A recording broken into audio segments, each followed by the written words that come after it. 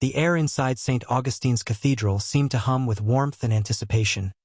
Outside, Chicago's late spring sun filtered through a veil of thin clouds, bathing the city streets in a soft gold that made the stonework of the old building glow like it had been polished for the occasion. Sophia Carter stood just beyond the heavy oak doors, her hands resting lightly on the bouquet she held against the silk bodice of her wedding dress. The bouquet was a careful arrangement of white roses and pale lilacs, flowers chosen not just for their beauty, but because the scent reminded her of childhood mornings in her grandmother's garden. The lace of her gown brushed the marble floor in quiet whispers each time she shifted her weight.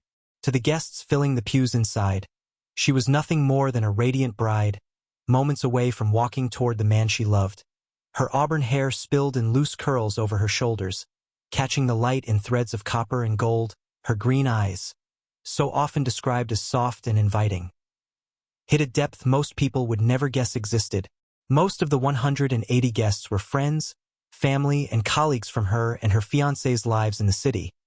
Many knew Sophia only as the gentle volunteer at the local animal shelter, the smiling neighbor who helped carry groceries, or the woman who'd once baked pies for an entire apartment block after a storm knocked out the power.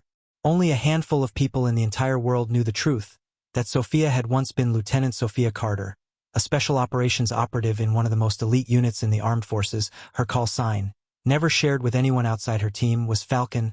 6 years had passed since she traded her uniform for civilian life, and though she no longer wore combat boots or a sidearm, the instincts remained. They slept quietly beneath the surface of her everyday routine, like a hawk resting in the branches until the moment came to strike. Today was not supposed to be one of those moments. Inside the cathedral, her father, Robert Carter, a retired Chicago police detective, sat in the front pew, his hand resting lightly on her mother's. His posture was upright, but the corners of his eyes softened with emotion as he caught glimpses of his daughter preparing for the walk down the aisle. Sophia's mother, Margaret, dabbed at the corners of her eyes with a handkerchief embroidered with tiny blue forget-me-nots. At the altar stood Michael Harris, the man Sophia had chosen to marry, tall, with an easy smile and eyes that crinkled when he laughed. Michael was himself a veteran. Though his service had been far from the classified shadows Sophia had known, they'd met at a veterans community event, each recognizing in the other a quiet resilience that words didn't need to explain. Michael knew Sophia had been in the military, but she had kept the details vague. It was easier that way, cleaner. The soft strains of the string quartet filled the air, Pachelbel's canon flowing like a gentle tide over the crowd. Every note seemed to draw her closer to the moment she'd imagined for months. Stepping forward into the life she wanted to build, a young flower girl, no older than 6, peeked around the doorway at her. Sophia bent slightly, smiling, and whispered, "Almost time, sweetheart." The little girl giggled before skipping ahead to her place in line. The cathedral itself was a masterpiece of Gothic design. Its towering arches drew the eyes heavenward, while sunlight filtered through jewel-toned stained glass, scattering patterns of ruby, sapphire, and emerald across the white marble floors. The scent of fresh flowers, white roses, lilies, and sprays of baby's breath, filled the air, mingling with the faint aroma of candle wax from the dozens of votives flickering along the side chapels. Sophia took a slow, deep breath. She had faced situations overseas where every breath could have been her last, but this moment, this walk toward a new life, felt like its own kind of high-stakes mission. Only this time, there would be no danger, no sudden shift from calm to chaos, or so she thought.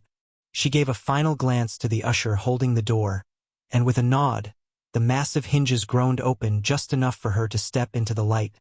The music swelled, the crowd turned, and that was when the world changed. The first warning was not a sound, but a feeling. Sophia's heel had barely touched the marble aisle when a faint vibration traveled up through the floor. A tremor so small that most people would have ignored it, but to her, it was a signal her body recognized before her mind could label it. Heavy, purposeful footsteps approaching in a tight formation. Then came the sound, a sudden, deep thud as the massive oak doors at the back of St. Augustine's Cathedral slammed inward with a force that rattled the hinges and sent an echo rolling through the vaulted space. The music from the quartet fractured mid-measure, bowstrings dragging abruptly across strings in startled dissonance. 12 men surged through the entrance in near-perfect coordination. They were dressed in dark tactical gear, their faces hidden behind black balaclavas and mirrored goggles. Across their chests, rifles and shotguns gleamed in the dim light, metal, catching the flash of stained glass reds and golds. The leader was the largest of them, his broad shoulders and solid stance broadcasting authority even before he spoke. The weapon in his hands was instantly familiar to Sophia. An AR-15, barrel steady, magazine full. The way he handled it told her he wasn't a street criminal holding a stolen gun. This was someone who had trained, someone who knew what he was doing. A chilling metallic rasp came from his voice modulator when he barked. "Nobody move." The command reverberated against the cathedral's stone walls, the acoustics amplifying his words until it felt like they came from every direction at once. The noise turned panic into something palpable. Gasps broke from the congregation. A bridesmaid dropped her bouquet, petals scattering across the marble like spilled blood. Somewhere to Sophia's left, a child whimpered before being pulled tightly into her mother's arms. "Stay quiet, stay still, nobody gets hurt." The leader continued, stepping forward. That was the moment the scene fractured. Some guests froze exactly where they stood, too stunned to react. Others ducked low behind the wooden pews, while a few, those seated near the side aisles, began crawling toward the exits in desperate silence. The ornate space, so recently filled with music and gentle whispers, now hummed with the sounds of fear. Ragged breathing, shoes scraping against marble, the faint clink of jewelry as trembling hands reached to remove it. From the corner of her eye, Sophia saw her mother go pale, her head dipping forward. She fainted against Robert's shoulder, and he instinctively reached for the side of his jacket, where his service weapon used to rest when he was on the force, but retirement had taken that comfort from him, and his empty hand closed into a fist instead. One of the gunmen by the aisle, a man holding a compact MP5 submachine gun, noticed Robert's movement and swung his weapon toward him. "Back off, old man," he snarled, taking 2 heavy steps closer. The leader raised his voice again. "Everyone here is going to empty their pockets, remove their jewelry, and place everything on the floor. Cash, watches, phones. This is a robbery. Don't make it something worse." Sophia's posture at the altar remained still, almost statue-like. To anyone watching, she might have looked paralyzed by fear. In reality, her mind was racing. Rapid-fire calculations clicking into place the way they always had during missions. 12 hostiles. She tracked them one by one. The leader, center aisle, 12 feet away. AR-15 ready, but not in immediate firing position. 2 men at the cathedral doors, both covering exits with MP5s. 3 sweeping down the left aisle with Glock 19s. 2 at the right transept, armed with pump-action shotguns. For more spaced strategically through the crowd, creating overlapping kill zones. She mapped them in her mind as colored points over the floor plan of the cathedral she'd memorized in her first glance inside this morning. She noted firing lines, cover positions, and choke points where movement could be controlled. Her breathing slowed, the edges of her vision tightening to a tactical tunnel. This wasn't a dress and heels moment anymore. It was a battlefield, different stakes, but the same principles. Michael, standing at the altar just behind her, took a half step forward, trying to put himself between her and the leader. "Sophia, just stay calm," he whispered urgently, his voice trembling. "Everything will be okay." She glanced back at him briefly. His fear wasn't for himself. It was for her. He had no idea he was trying to protect the wrong person. The leader began closing the gap toward the altar, his boots echoing against the marble. "Beautiful ceremony you've got here," he said in a tone so mocking it chilled the air between them. "Shame it's going to end early. Now start handing over your valuables before I make examples out of people." One of the left aisle gunmen jerked his weapon toward an older man struggling to stand, his hands fumbling at his wallet. "Move it, Grandpa," he barked. Sophia's instincts ignited. Immediate threat to a non-combatant, proximity lethal. The longer she waited, the greater the risk of casualties. "Please, don't hurt him," she called out, her voice carrying through the cathedral's acoustics in a way that made every head turn. She softened her tone deliberately, aiming for distraction. "He's just scared." The leader's masked face turned toward her. Well, the bride wants to negotiate," he said, stepping closer. His rifle angled slightly but still loose in his hands. "Tell you what, give me that pretty ring, and maybe Grandpa here sees tomorrow." Sophia's fingers moved slowly toward her engagement ring. But her mind wasn't on the diamond. She was measuring distance. 12 feet to the leader, 20 to the nearest armed support, 35 to the doors. She saw that one of the MP5 carriers at the entrance had shifted his stance. Attention drifting to the murmuring crowd instead of maintaining a steady cover line. Her eyes darted briefly to the heavy brass candelabrum beside the altar. Weight, reach, angle. It could serve as both weapon and shield for the crucial first move. The leader kept talking, clearly enjoying the attention. That dress probably costs more than most people here make in a year. Maybe we'll take that too. Gasps rippled through the congregation. Sophia's father straightened instinctively, but she cut him off with a firm, "Dad, stay down." It wasn't just the words. It was the command in them. Even the gunman nearest him paused for half a heartbeat, thrown off by the authority in her tone. Half a heartbeat was all she needed to decide. The window to act had opened. Sophia's heartbeat slowed instead of racing, her pulse finding the same steady rhythm it always had in combat. The background noise of panic faded into a dull hum as her mind locked on to the sequence of moves that would have to unfold in perfect order.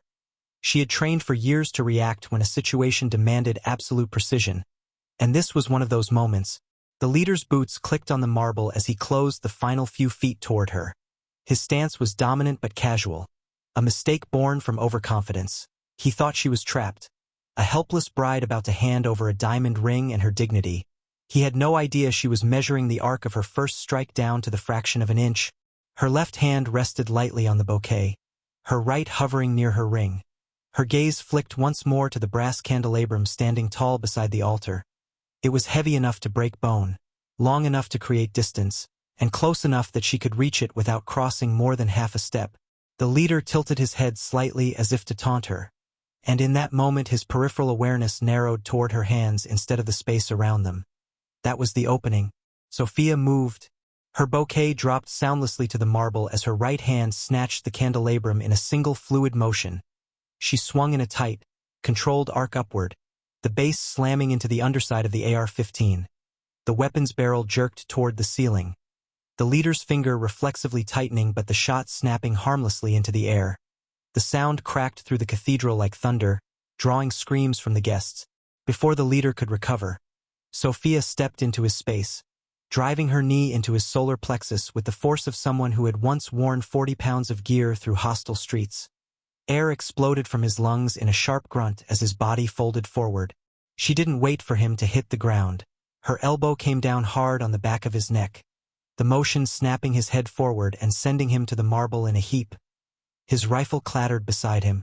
Sophia's hands closed on the AR-15 in the same breath, the weapon feeling almost familiar in her grip despite the years since she had last held one. Her thumb flicked the safety off with instinctive muscle memory. Her eyes locked on the closest threat. To her left, one of the Glock-wielding men had turned toward the commotion. His weapon already coming up, his stance was textbook. Feet shoulder-width apart, hands firm. But he was slow compared to her. She dropped into a half-crouch behind the altar rail, brought the rifle to her shoulder, and squeezed off a single round. The bullet struck center mass, dropping him instantly. The echo of the shot had barely faded before the cathedral erupted into chaos. The remaining gunmen began shouting to each other, their formation breaking as panic set in. They had expected submission, not an armed counterattack. Sophia moved like water, never staying in one spot long enough to be an easy target. The high stone pillars became cover as she darted between them. The altar's solid marble base provided a shield against incoming fire. Wooden pews became stepping points for rapid changes in elevation and angle. A shotgun blast tore into the front pew where guests had been cowering seconds earlier. Splinters and shredded upholstery filled the air. But Sophia was already moving along the side aisle. Her steps were silent against the marble as she used the gunfire's echoes to mask her position. The man who had fired the shotgun swung to adjust, but she anticipated the movement. She rose from behind a pew at his 8 o'clock and fired once. The shot caught him high in the chest, his body spinning before collapsing against the wooden frame of the pews. Every move she made was calculated, not just to neutralize threats but to control the battlefield. She was directing the chaos now, forcing the attackers to react to her instead of coordinating among themselves. One of the MP5 carriers at the door began to sweep the muzzle across the crowd. Desperate to regain dominance, Sophia fired twice in quick succession. the first shot catching his shoulder and the second driving into his torso. He crumpled, the weapon skidding across the floor. She ducked behind a marble column, reloading with quick efficiency. Her breathing remained steady, her mind already mapping the positions of the remaining men. For down, 8 to go. 2 of the attackers had pulled back toward the entrance, clearly rattled. Their original plan had been shattered, replaced by survival instincts. Sophia used the moment to check the civilians' positions. Most had stayed low behind pews, some lying flat on the floor. A few huddled under the protection of the choir loft's shadow. A flash of movement drew her attention. One of the gunmen on the right transept making a dash toward the center aisle, trying to flank her. She pivoted smoothly, sighted, and fired. He dropped mid-stride, sliding across the polished marble with a dull scrape. From the far left, the second transept shotgun wielder fired blindly toward her last position. Sophia was already gone, moving to higher ground by leaping onto a pew and vaulting to the side balcony steps. From there, she had an elevated line of sight. The angle gave her a clear view of his head and shoulders behind the pillar he'd chosen for cover. One well-placed shot ended his part in the fight. The leader on the floor groaned, trying to push himself up. Sophia didn't hesitate. She stepped close enough to kick his weapon further away, then pressed the rifle's barrel lightly against his shoulder blade as a silent warning before pivoting back into motion. By now, the remaining attackers understood. This was not a simple robbery anymore. This was a survival situation, and their opponent was no panicked civilian. She moved like a shadow, her white dress ghost-like in the diffused light, her form vanishing and reappearing in different parts of the cathedral as though she could be in 3 places at once. 2 of the remaining men tried to grab hostages, pulling guests to their feet as shields. Sophia's jaw tightened. This was the part of combat that demanded absolute precision. She waited for the half-second when both men exposed their sides while shifting their grips. 2 quick shots, and both dropped before their captives could even register what had happened. 6 minutes ago she had been a bride at the altar. Now she was back in the world she had left behind. One where lives depended on her ability to act without hesitation. One where her mind worked faster than fear could take hold. She reloaded again, her ears tuned to the smallest sounds. A boot scraping, the metallic slide of a pistol, the ragged breaths of the attackers who were still standing. 3 left. Her voice carried across the space, calm and commanding. Drop your weapons. The acoustics gave her words weight, rolling them through the cathedral like a command from the walls themselves. The 3 remaining gunmen froze, their heads turned toward one another, reading the fear in each other's eyes. Slowly, rifles lowered, hands began to rise. They dropped to their knees, setting their weapons on the marble with audible clinks. Sophia kept her rifle trained until she was certain they were compliant, then stepped forward, her breathing still even, her eyes scanning for any last movement from the downed men. 4 minutes and a handful of seconds had passed. 12 armed hostiles had entered. None remained a threat, and 180 civilians were still alive. The air inside the cathedral was heavy, as though the walls themselves were holding their breath. For a long moment, no one moved. The sound of the last rifle clinking against the marble seemed to linger far longer than it should have. 180 pairs of eyes were fixed on Sophia. She stood in the center aisle in her perfect white dress, the skirt torn slightly at the hem where it had caught on a pew. Her hair still framed her face in soft curls. Though a few strands clung to her forehead from exertion, the AR-15 rested steady in her grip. Her posture still squared as if she expected another wave to come through the doors. Her gaze swept the room, checking corners, scanning every fallen attacker for signs of movement. Only when she was sure that every threat was truly neutralized did her shoulders loosen by the smallest fraction. She flicked the rifle's safety on, lowered it, and placed it gently on the marble as if it were any other delicate object in the cathedral. "Is everyone all right?" she asked, her voice calm now, softer than it had been during the fight but still carrying the weight of command. From the front pew, Robert Carter rose slowly to his feet. His eyes were locked on his daughter, recognition and pride written across his face in equal measure. "Sophia," he began, but the words seemed to stall. He had seen countless arrests, standoffs, and dangerous calls in his career, but nothing like this. Margaret stirred beside him, leaning against his arm for balance. When her eyes found Sophia, they filled with tears. Michael was still at the altar, frozen in place. His chest rose and fell quickly, his gaze never leaving her. He had seen flashes of skill in her over the months they had been together, subtle habits she couldn't hide. But this was something else entirely. Sophia walked back toward the altar, her footsteps quiet against the marble now that the echoes of gunfire had faded. When she reached Michael, his hands went to her arms almost instinctively, as if to reassure himself she was real. "You," he began, then stopped. His mind was struggling to fit the woman he loved with the one who had just dismantled an armed assault in minutes. She gave him a small smile, the kind she had worn on their first date when she had decided not to tell him the full truth about her past. "I had to face my past a little sooner than expected," she said, her tone low enough that only he could hear it. The sound of sirens began to filter in from the streets outside, growing louder with each passing second. Father Allen, still standing at the lectern, cleared his throat nervously. "Should we perhaps call the police?" he asked. "They are already on the way," Sophia replied. The cathedral security system would have triggered the alarm the moment those doors were forced. Indeed, within moments, flashing red and blue lights spilled through the stained glass. Tactical boots pounded against the cathedral steps, and the front doors, still open from the attacker's entrance, framed the silhouettes of the Chicago PD SWAT team rushing inside. Their leader, Lieutenant Sarah Chun, swept her eyes over the scene. The sight before her was almost surreal. 12 incapacitated gunmen, weapons scattered across the marble, and rows of uninjured civilians huddled in the pews. Her gaze landed on Sophia, standing next to Michael at the altar. "Who neutralized the threats?"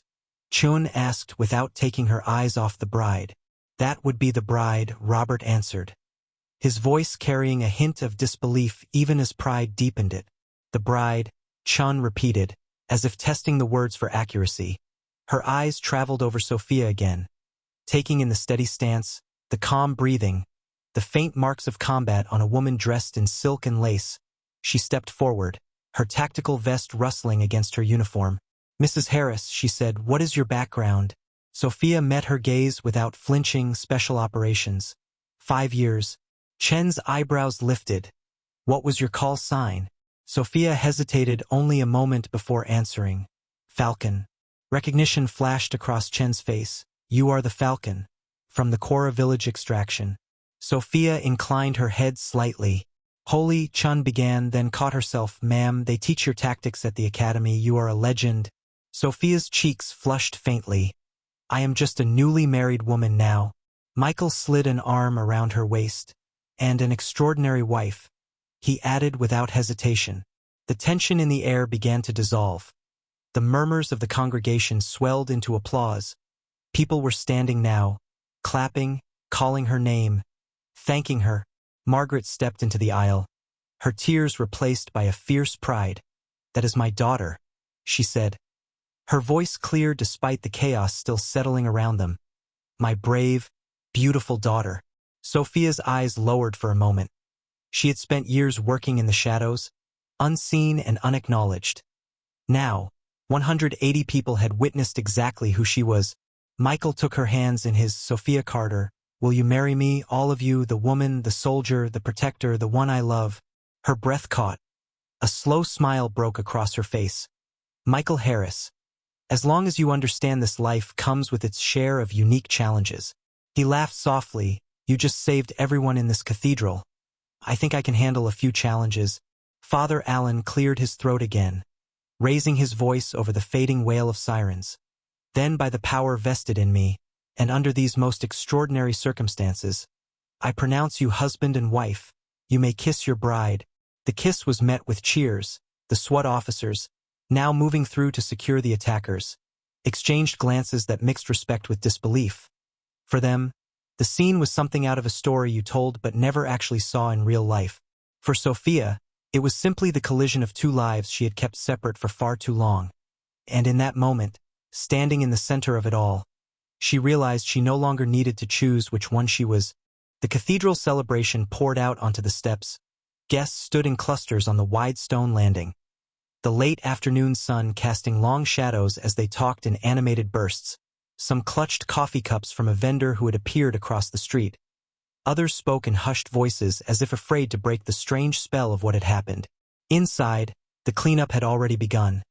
Officers methodically tagged weapons and secured the unconscious and surrendered attackers for transport.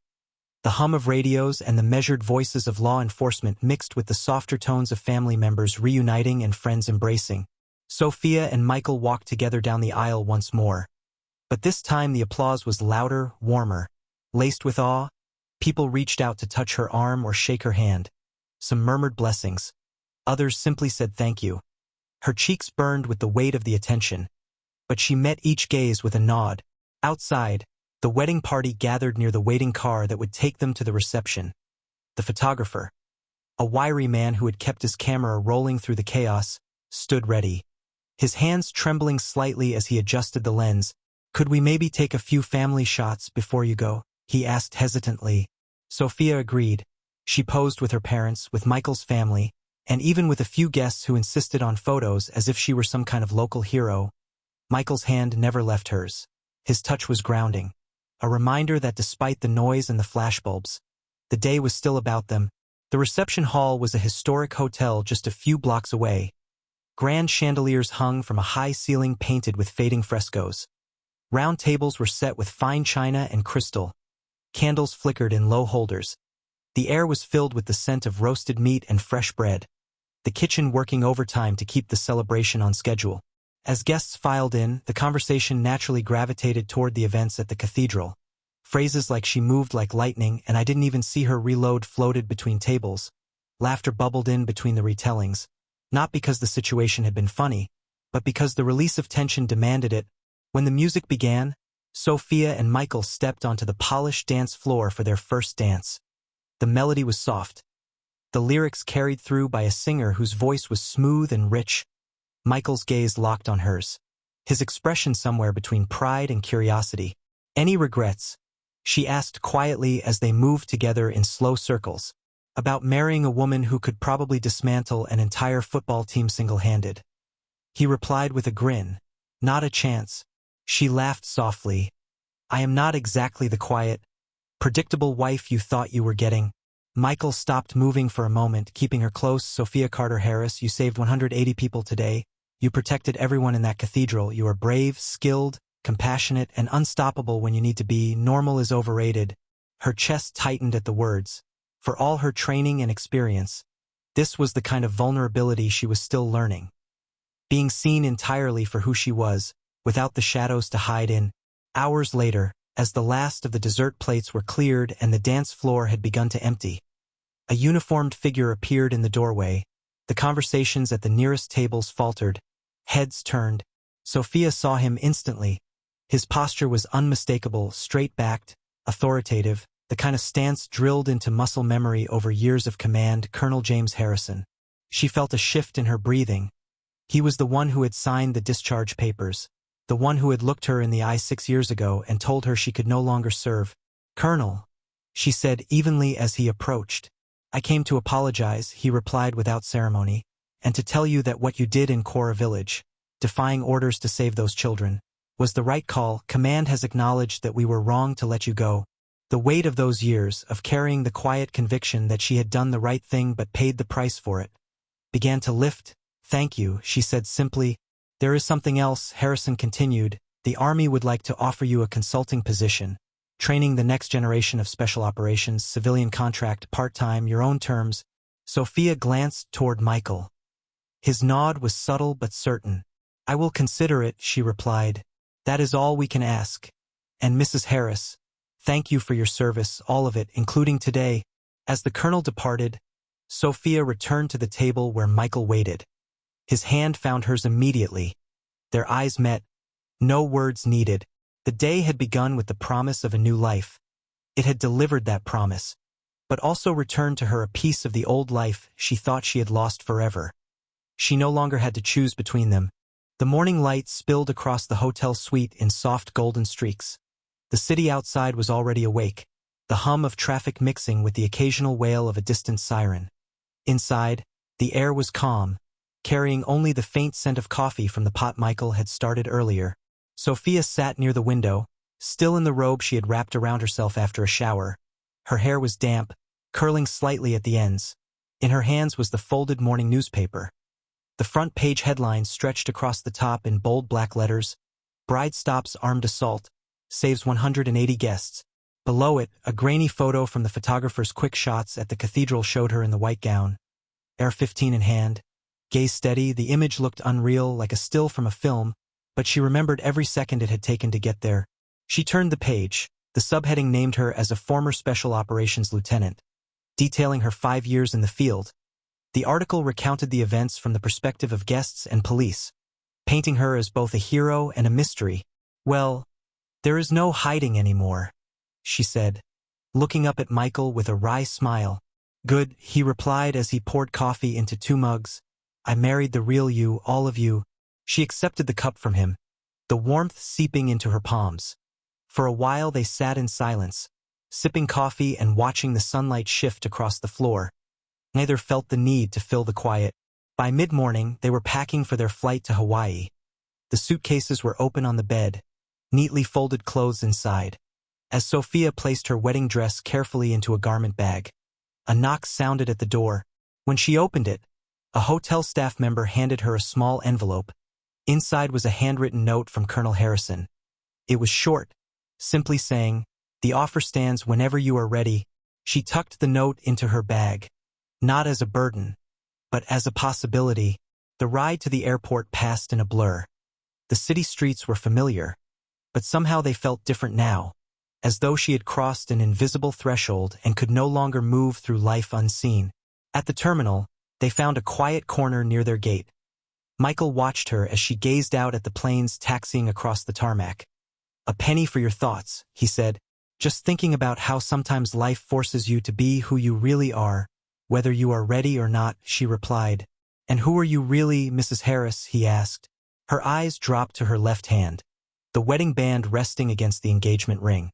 "I am someone who believes in protecting the people I love, someone who knows that actions matter more than words, someone who understands that strength and love are not opposites but partners." "Perfect," he said. "That is exactly who I fell in love with." When their plane lifted off, the city shrank below them. Somewhere down there, 180 people were alive because she had chosen to step forward instead of stand still. She knew that many of them would tell the story for years, their versions colored with awe or disbelief, but for her, the memory was not about being seen as a hero. It was about being true to herself when it mattered most. Her mind drifted to the moment in the cathedral, white silk swirling as she moved between pillars, the cold metal of the rifle steady in her hands. She had always thought that the soldier and the woman in love were separate pieces of her, but now she understood. They were the same. Being strong enough to protect and open enough to love deeply were not contradictions. They were the same courage expressed in different ways. The clouds rolled past outside the window, bright and endless.